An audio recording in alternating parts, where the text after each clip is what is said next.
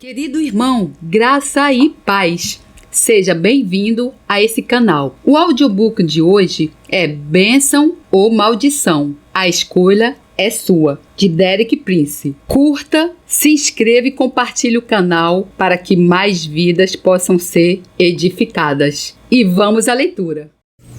Capítulo 6. Deuses falsos. Nos 2 capítulos anteriores, estabelecemos 2 fatos importantes que dizem respeito a maldições que procedem de Deus. Primeiro, elas são uma das formas principais que Deus usa para trazer julgamento sobre os rebeldes e os ímpios. Segundo, a causa básica dessas maldições é falhar em ouvir a voz de Deus e fazer o que Ele diz, ou, numa simples palavra, desobediência. A desobediência pode tomar várias formas. Daí que seja natural perguntar: quais são as principais formas de desobediência que provocam, de uma forma particular, a maldição de Deus? A Bíblia não deixa qualquer dúvida acerca da resposta. A forma de desobediência que mais segura e inevitavelmente provoca a maldição de Deus é quebrar os 2 primeiros dos 10 mandamentos, que estão postulados em Êxodo 20, 1:5. Então falou Deus todas essas palavras, dizendo: Eu sou o Senhor teu Deus, que te tirei da terra do Egito, da casa da servidão. Não terás outros deuses diante de mim. Não farás para ti imagem de escultura, nem alguma semelhança do que há em cima nos céus, nem embaixo na terra, nem nas águas debaixo da terra. Não te encurvarás a elas, nem as servirás, porque eu, Senhor teu Deus, sou Deus zeloso, que visito a maldade dos pais nos filhos até a 3ª e a 4ª geração daqueles que me aborrecem. Quais são os 2 pecados que são aqui especificados por Deus? O primeiro é o reconhecimento de qualquer outro Deus diante ou para além do Senhor. Não é suficiente reconhecer o Senhor como o primeiro ou maior Deus entre os deuses. Temos de reconhecer que Ele é o único e verdadeiro Deus. Não há mais nenhum para além dele. Em Isaías 45, 21, o Senhor declara com grande ênfase: E não há outro Deus senão eu, Deus justo e salvador. Não há fora de mim. O segundo pecado descrito no mandamento seguinte é fazer uma qualquer representação artificial de Deus e adorá-la. Em Romanos 1, 20 e 23, Paulo analisa o que é que a transgressão desses 2 mandamentos envolve. Porque as suas coisas invisíveis, desde a criação do mundo, tanto o seu eterno poder como a sua divindade, se estendem e claramente se veem pelas coisas que estão criadas, para que eles fiquem inexcusáveis. Porquanto, tendo conhecido a Deus, não o glorificaram como Deus, nem lhe deram graças. Antes, em seus discursos, se desvaneceram, e o seu coração insensato se obscureceu. Dizendo-se sábios, tornaram-se loucos, e mudaram a glória do Deus incorruptível em semelhança da imagem de homem corruptível, e de aves, e de quadrúpedes, e de répteis. Aqueles que reconhecem outros deuses e que praticam idolatria rejeitaram deliberadamente a revelação clara de Deus, que estava à sua disposição através da criação. Em vez disso, escolheram adorar ídolos, se rebaixam progressivamente. Primeiro, tomam a forma humana, mas a partir daí descem à condição de aves, depois de animais e finalmente de répteis. Isto descreve exatamente as práticas do Antigo Egito. 3 dos seus deuses principais eram o abutre, o chacal e a cobra capelo. As nossas mentes humanas demoram a compreender a horrível perversidade da idolatria. O verdadeiro Deus, revelado primeiro na criação e depois, mais concretamente, nas Escrituras, é santo, temível, glorioso, onipotente. Representá-lo à imagem de qualquer ser criado, humano ou animal, é insultá-lo deliberadamente. É uma provocação calculada da sua ira. Vou ilustrar essa situação com um exemplo um pouco rude, Vamos imaginar que alguém encontrava uma barata a passear pelo chão, fotografava e depois expunha a fotografia sob o título Derek Prince. De certeza que eu iria interpretá-la como um insulto, deliberadamente dirigido a mim. Quão imensuravelmente pior é o insulto dirigido a Deus, por aqueles que atribuem o seu nome, não apenas à mais nobre das suas criaturas, mas também à mais baixa. O julgamento de Deus sobre a transgressão desses 2 primeiros mandamentos possui a marca característica de uma maldição. Ele continua de geração em geração, pelo menos até a 4ª. Em algumas nações e culturas, a prática de adoração de falsos deuses remonta a centenas de anos, mesmo a milhares, multiplicando os efeitos várias vezes. Uma pessoa que tem esse tipo de passado remoto é herdeira de uma maldição comparável a uma erva daninha plantada na sua vida, ligando essa pessoa a forças satânicas, que lhes são exteriores. Esta erva daninha tem 2 espécies de raízes, uma raiz longa e funda que desce na vertical e outras raízes laterais menos poderosas que se estendem em várias direções. A raiz longa e funda representa a influência de antepassados que adoravam falsos deuses. As raízes laterais representam outras influências às quais a pessoa tem sido exposta na sua própria vida, tanto através de vários pecados que tenha cometido, como através da sua própria ligação a deuses falsos ou de várias outras formas. Antes da pessoa poder gozar de verdadeira liberdade e da plenitude da nova criação em Cristo, aquela erva daninha tem de ser totalmente arrancada, com todas as suas raízes. A raiz mais importante e também a mais difícil de lidar é a raiz funda que liga a pessoa a muitas gerações que adoraram falsos deuses. Só a graça e poder sobrenaturais de Deus poderão remover todas essas raízes com eficácia. Mas graças a Deus que há esperança na promessa de Jesus, em Mateus 15:13. Ele, porém, respondendo, disse: toda planta que meu Pai Celestial não plantou será arrancada. No entanto, os pecados que provocam esta maldição geracional não se ficam pelas formas mais óbvias de idolatria. Eles incluem um segundo e mais vasto leque de práticas que não são abertamente idólatras, ou mesmo religiosas. Dado que a sua verdadeira natureza está encoberta por uma terminologia enganadora, essas práticas são apropriadamente descritas como ocultas, derivado da palavra latina que significa escondido ou coberto. Estas práticas ocultas sempre exerceram um poderoso fascínio pela humanidade separada de Deus, e nunca tanto como na geração atual. 2 das maiores ânsias da natureza humana são o desejo de conhecimento e de poder. Até um certo ponto, o homem é capaz de satisfazer esses desejos ardentes a partir de fontes e de meios naturais. Se não ficar totalmente satisfeito com o que consegue desta forma, volta-se inevitavelmente para fontes sobrenaturais. É nesta altura que o homem cai facilmente no oculto. A razão para isto é que só existem 2 fontes de conhecimento e poder sobrenatural disponíveis no universo: ou Deus ou Satanás. Deste modo, todas as formas de conhecimento e poder sobrenatural que não procedem de Deus procedem necessariamente de Satanás. Se derivam de Deus, são legítimas. Se derivam de Satanás, são ilegítimas. Todas as formas de conhecimento e poder sobrenatural que não procedem de Deus procedem de Satanás. Como o reino de Deus é o reino da luz, os seus servos sabem quem estão a servir e o que estão a fazer. Por outro lado, uma vez que o reino de Satanás é um reino de trevas, a maioria dos que estão no seu reino não conhece a verdadeira identidade daquele a quem estão a servir, ou a verdadeira natureza do que estão a fazer. Foi esta ânsia de conhecimento ilegítimo que impulsionou a primeira transgressão do homem no Jardim do Éden. Deus havia estabelecido uma fronteira invisível entre o homem e a árvore do conhecimento do bem e do mal.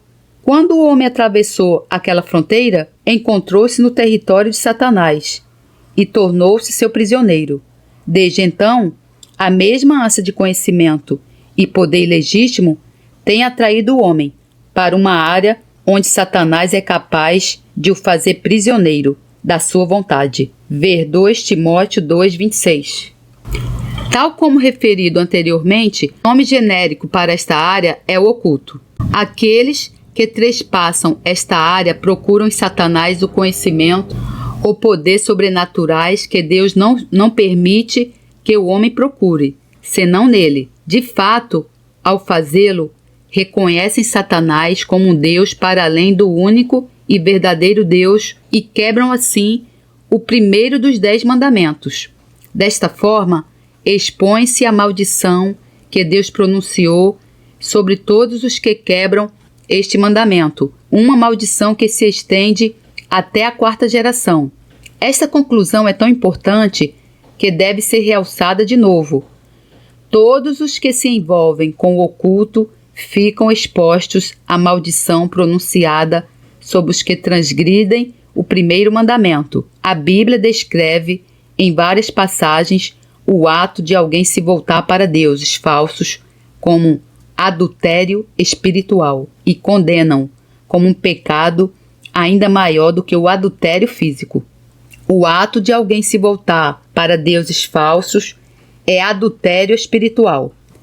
Entendido sob essa perspectiva, os avisos dados no livro de Provérbios contra o envolvimento com uma mulher imoral ou uma adúltera aplicam-se ao envolvimento no oculto. Em Provérbios 5:3-6, esta mulher imoral é descrita como alguém que atrai e fascina nas suas tentativas iniciais, mas que no fim traz a ruína àqueles que seduz, porque os lábios da mulher estranha destilam favos de mel e o seu paladar é mais macio do que o azeite, mas o seu fim é amargoso como o absinto, agudo como a espada de 2 fios. Os seus pés descem à morte, os seus passos firmam-se no inferno.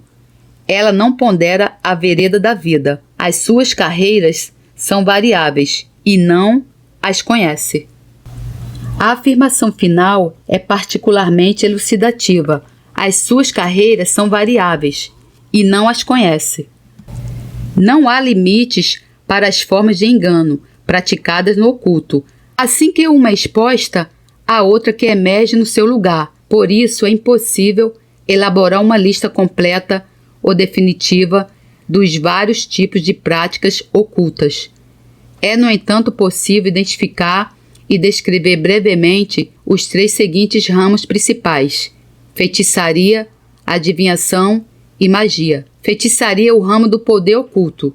A sua raiz é exposta através de uma breve afirmação em 1 Samuel 15:23, porque a rebelião é como o pecado de feitiçaria, e o porfiar é como iniquidade e idolatria. Porquanto tu rejeitasse a palavra do Senhor, ele também te rejeitou a ti, para que não sejas rei.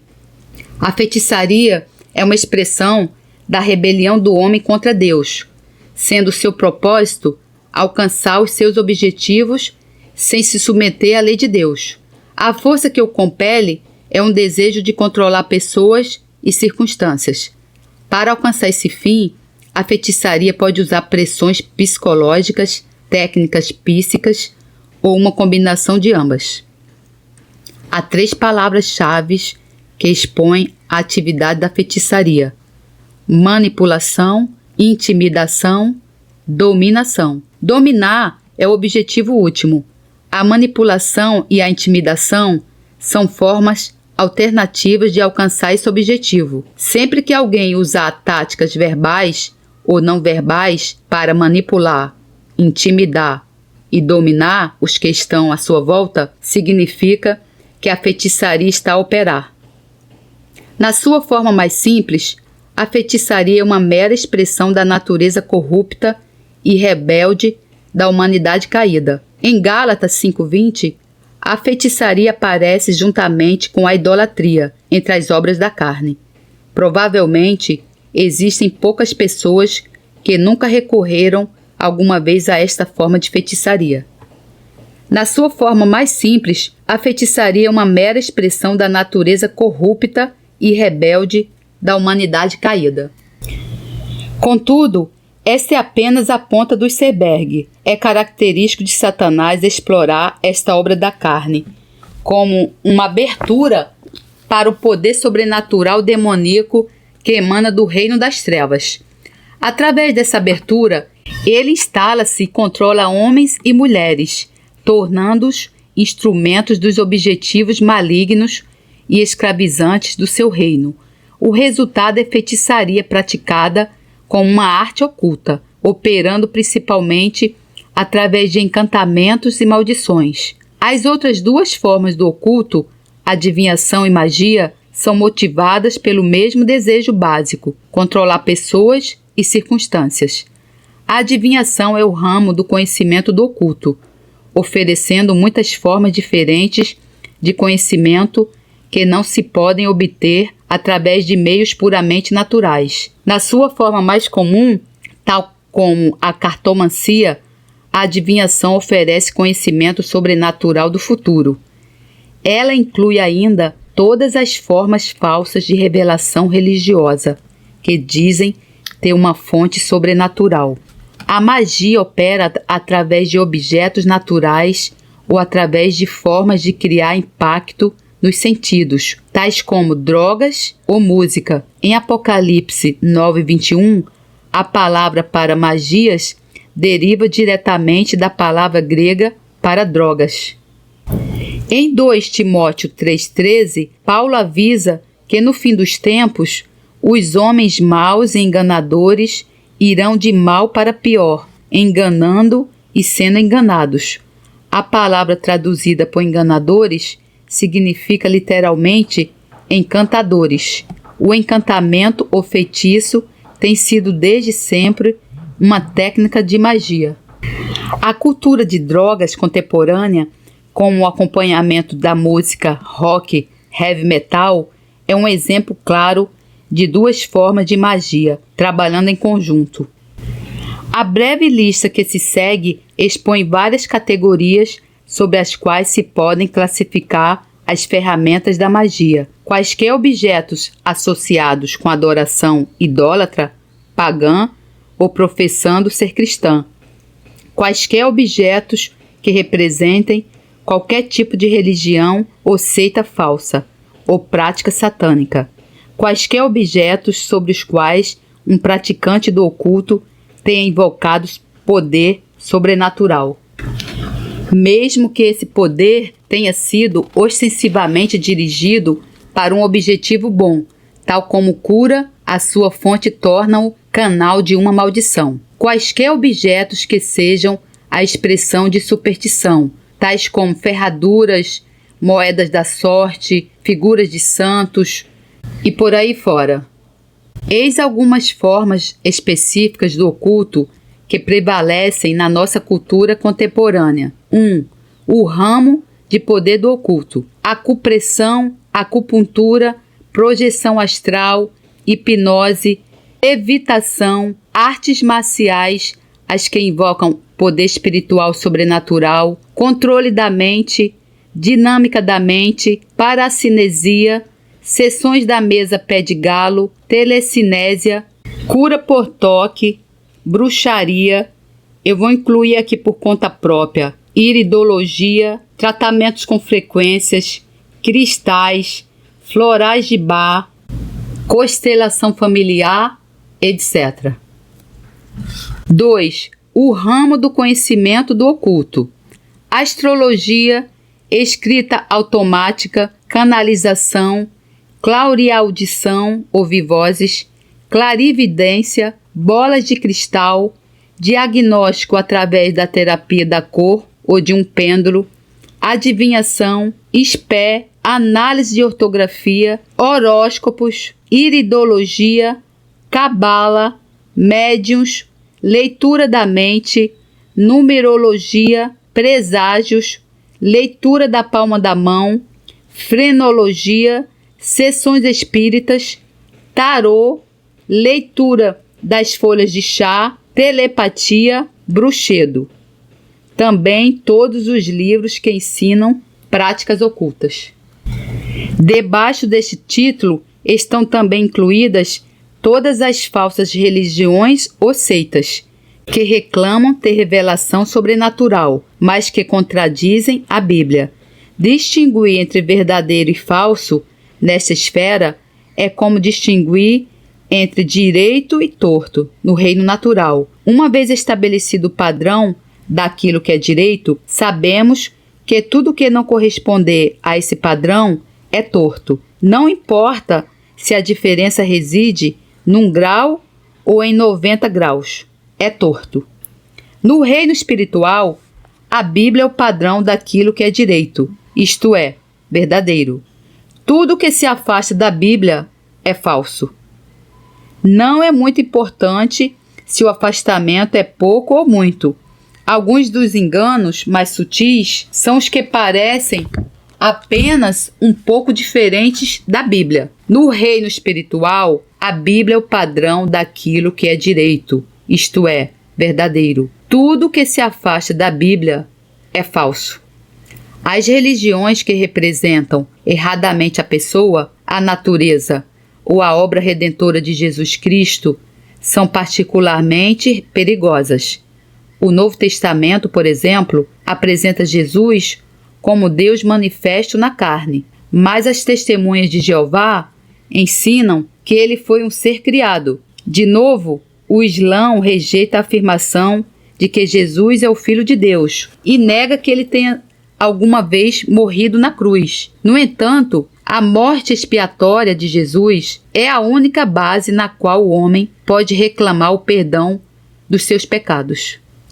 Estas são algumas das muitas religiões falsas ou seitas que estão ativas nos nossos dias. Antropofagia, missa negra, meninos de Deus, cristadélficos, ciência cristã, maçonaria, movimento de paz interior, testemunhas de Jeová, estudante da Bíblia Down, Mormons, Igreja de Jesus Cristo dos Santos Últimos Dias, Movimento Nova Era, Ciência Religiosa, Rosicrucianismo, Cientologia, Comunhão das Fronteiras Espirituais, Espiritualismo, Teosofia, Igreja da Unificação, Mones, Cruzada Um Mundo, Igreja Unitária, Igreja Mundial de Deus, fundada por Herbert W.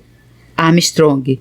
Também religiões ou seitas orientais, como Bahá'í, Budismo, Confucionismo, Missão Luz Divina, Gurus, Hare Krishna, Hinduísmo, Islã, Shintoísmo, Meditação Transcendental e Yoga.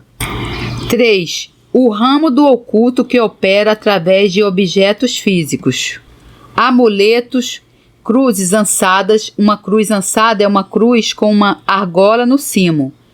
Pedras de aniversário, encantamentos, por exemplo, para remover verrugas, cristais usados para curar, drogas alucinógenas, discos ou cassetes de heavy metal, símbolos de feitiçaria, símbolos da sorte, por exemplo, ferraduras, figo, trevo, mesas de ouija, feitiços pagãos ou artefatos religiosos, prancheta usada em sessões espíritas, talismãs, amuletos do zodíaco. Aqui eu vou incluir coisas que eu possuía: elefantes, mandalas, filtro dos sonhos, pirâmides, tatuagens, piercings, budas, todos aqueles deuses falsos cultuados na prática da yoga. A estima que Deus tem por aqueles que se envolvem no tipo de práticas acima mencionadas é afirmada sem rodeios em Deuteronômio 18, 10, 13. Entre ti não achará quem faça passar pelo fogo o seu filho ou a sua filha, nem adivinhador, nem prognosticador, nem agoreiro, nem feiticeiro, nem encantador de encantamentos, nem quem consulte um espírito adivinhante, nem mágico, nem quem consulte os mortos, pois todo aquele que faz tal coisa é abominação ao Senhor, e por estas abominações o Senhor teu Deus as lança fora de diante de ti. Perfeito serás, como o Senhor teu Deus. Devemos notar que aqueles que se entregam a estas práticas ocultas são classificados na mesma categoria que aqueles que sacrificam os seus filhos no fogo a deuses pagãos. Debaixo da lei de Moisés, o castigo para esse tipo de práticas era a morte. É importante reconhecer que os livros podem ser canais de poder oculto. Quando os cristãos professos de Éfeso foram confrontados com a realidade do poder de Satanás através do ministério de Paulo, a sua reação foi dramática. Muitos dos que creram vieram confessando e denunciando publicamente as suas próprias obras. Também muitos dos que haviam praticado artes mágicas, reunindo os seus livros, os queimaram diante de todos. Calculados os seus preços, achou-se que montavam a 50.000 denários. Atos 19, 18 e 19. A única forma apropriada de lidar com esse tipo de material oculto é destruí-lo completamente, pelo fogo ou por quaisquer meios que se revelem apropriados, ainda que o valor do material destruído possa ser muito elevado. Já foi referido que o oculto, tal como a mulher imoral, está constantemente a mudar de forma. Nunca se poderá elaborar uma lista final ou exaustiva das práticas ocultas. Durante muitos anos, tentei ajudar pessoas com problemas que não tinham sido resolvidos pelo tipo de aconselhamento ou ministério que é normalmente oferecido pela maioria das igrejas de hoje. Tanto quanto me pude aperceber, os problemas dessas pessoas não se deviam a uma falta de sinceridade ou seriedade. De fato, muitas vezes pareciam mais sérias e sinceras do que muitos frequentadores de igrejas, que não manifestam problemas óbvios. Nos casos em que consegui ajudar essas pessoas, descobri por trás, quase invariavelmente, alguma raiz de envolvimento com o oculto. Muitas vezes, elas próprias não viram esse fato como uma potencial causa dos seus problemas. No entanto, uma vez exposta à raiz oculta e tratado o caso, foi quase sempre comparativamente fácil resolver os outros problemas mais óbvios. Ocorre-me, a este respeito, um exemplo simples, mas claro. Um dia, numa reunião de oração em casa, apercebi-me que estava ao lado de uma jovem com 20 e poucos anos. Não nos conhecíamos, mas senti que devia perguntar-lhe: já recebesse o Espírito Santo? Sim, respondeu ele, acrescentando ansiosamente: mas não falo em línguas. Era claro que ele sentia que algo faltava na sua experiência. Sem prolongar a discussão da questão de falar em línguas, perguntei-lhe: alguma vez foste a uma cartomante? Ele refletiu por um momento e depois disse: sim, uma vez, quando tinha cerca de 15 anos, mas só o fiz por brincadeira. Não acreditei em nada daquilo. Mesmo assim insisti. Ela disse-te o futuro? Sim, o rapaz reconheceu, ainda que relutante, e acrescentou defensivamente: mas não significou nada para mim. Estarias disposto a confessar isso como pecado? Perguntei, e pedi a Deus que te perdoe e te liberte das suas consequências? Quando ele aceitou, conduzi numa simples oração, na qual confessou a sua visita a uma cartomante como um pecado e pediu a Deus para o perdoar e libertá-lo das suas consequências. Depois, sem acrescentar qualquer outra explicação, coloquei a minha mão sobre o seu ombro e pedi a Deus para libertar o Espírito Santo nele. Instantaneamente, sem hesitação ou gaguejar, o rapaz começou a falar clara e fluentemente numa língua desconhecida. Daí a alguns instantes, ele estava perdido na presença de Deus, alheio a tudo que se estava a passar à sua volta. A barreira invisível na sua vida tinha sido removida. Desde então, tenho refletido muitas vezes sobre o meu breve encontro com aquele jovem. O seu problema não era falta de seriedade ou sinceridade, mas uma incapacidade de reconhecer a natureza do seu ato ao visitar a cartomante. Ele não compreendia que aos olhos de Deus tinha sido culpado de adultério espiritual. Vamos supor que eu lhe tinha perguntado: já cometeste adultério com uma mulher casada? Ele nunca teria respondido sim, mas foi só por brincadeira. Não significou nada para mim. Hoje em dia, há inúmeras pessoas que se encontram numa situação semelhante. Muitas delas são frequentadoras de igrejas. No entanto, por causa da ignorância, trespassaram a área do oculto e foram envolvidas num pecado que é pior do que o adultério físico. Até reconhecerem a verdadeira natureza daquilo que fizeram, irão permanecer debaixo da sombra da maldição que Deus pronunciou sobre todos os que se afastam dele e se voltam para falsos deuses. Para além disso, essa mesma sombra poderá permanecer sobre as vidas dos descendentes das 4 gerações seguintes. Quando confrontados com essas questões, por vezes, os cristãos respondem: mas eu não sabia que estava a fazer algo errado. A minha resposta é referir que em 1 Timóteo 1, 13 e 15, Paulo descreve-se a si próprio como o maior dos pecadores, devido a pecados que ele cometeu ignorantemente, na incredulidade. A ignorância não nos absolve da culpa dos nossos pecados, mas pode fazer com que Deus revele misericórdia, se nos arrependermos e nos voltarmos para Ele. Todos nós, sem exceção, devemos considerar cuidadosamente como é que esses princípios se aplicam às nossas vidas. Nos primeiros 2 dos 10 mandamentos, Deus pronunciou seu julgamento sobre 2 pecados específicos: voltar-se para qualquer Deus falso, em vez do único e verdadeiro Deus, e fazer e adorar qualquer representação artificial de Deus.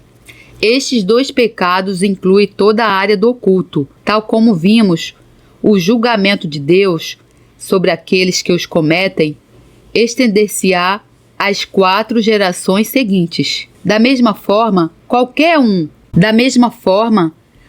uma das 4 gerações anteriores a nós, ao cometer um desses pecados, pode ter sido a causa de uma maldição sobre nós na nossa geração. Cada um de nós tem um pai e uma mãe, 4 avós, 8 bisavós e 16 trisavós. Isto faz um total de 30 pessoas, qualquer uma das quais pode ser a causa de uma maldição sobre as nossas vidas. Quantos de nós se encontram em posição de garantir que nenhum dos nossos 30 antepassados diretos esteve alguma vez envolvido em qualquer forma de idolatria ou de oculto?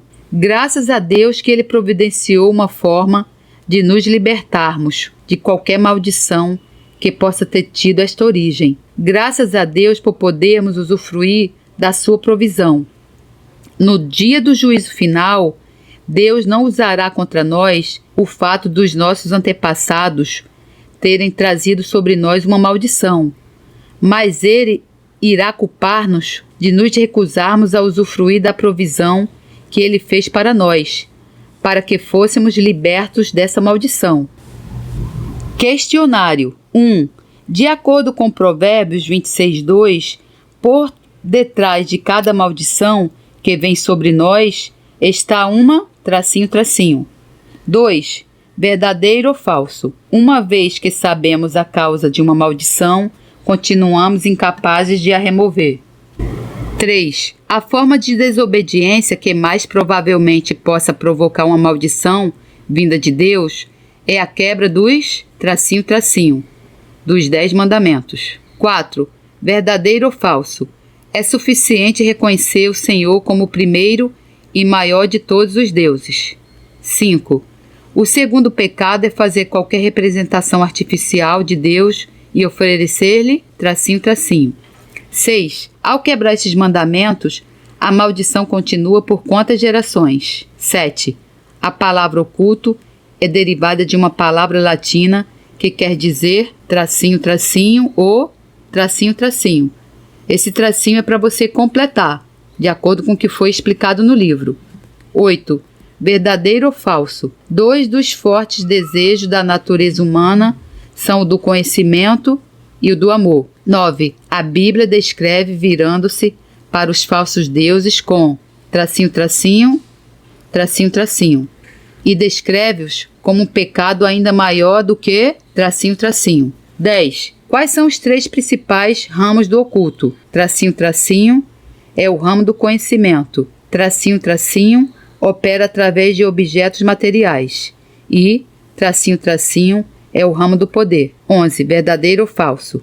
Se alguém comete um pecado sem saber que era pecado, Deus não vai manter essa pessoa responsável. Aplicação na vida. 1. Você ou alguém da sua família alguma vez adorou ídolos ou falsos deuses? Se sim, liste o nome desses deuses falsos. 2. Leia a lista com as diferentes formas do oculto nas páginas 74 e 75. Já alguma vez participou em alguns deles? Se sim, escreva com quais esteve envolvido. Versículos para memorizar. Como o pássaro no seu vaguear, como a andorinha no seu voar, assim a maldição sem causa não encontra pouso. Provérbio 26:2. Proclamação de fé. Senhor, declaro que sois o único Deus verdadeiro. Não há mais nenhum Deus para além de vós. Vós sois a fonte de sabedoria e força. Respostas. 1. Causa. 2. Falso. 3. Primeiros 2. 4. Falso. Ele é o único verdadeiro Deus. 5. Adoração. 6. 4. 7. Escondido, coberto. 8. Falso. O do conhecimento e o do poder. 9. Adultério espiritual. Adultério físico. 10. Adivinhação, conhecimento. Feitiçaria, objetos materiais. Feitiçaria, poder. 11. Falso. Leiam 1 Timóteo 1, 13 e 15. Glória a Deus, louvado seja o Senhor, que a graça do Senhor Jesus Cristo, o amor de Deus e a comunhão do Santo Espírito estejam com vocês. Amém. Deus lhe abençoe.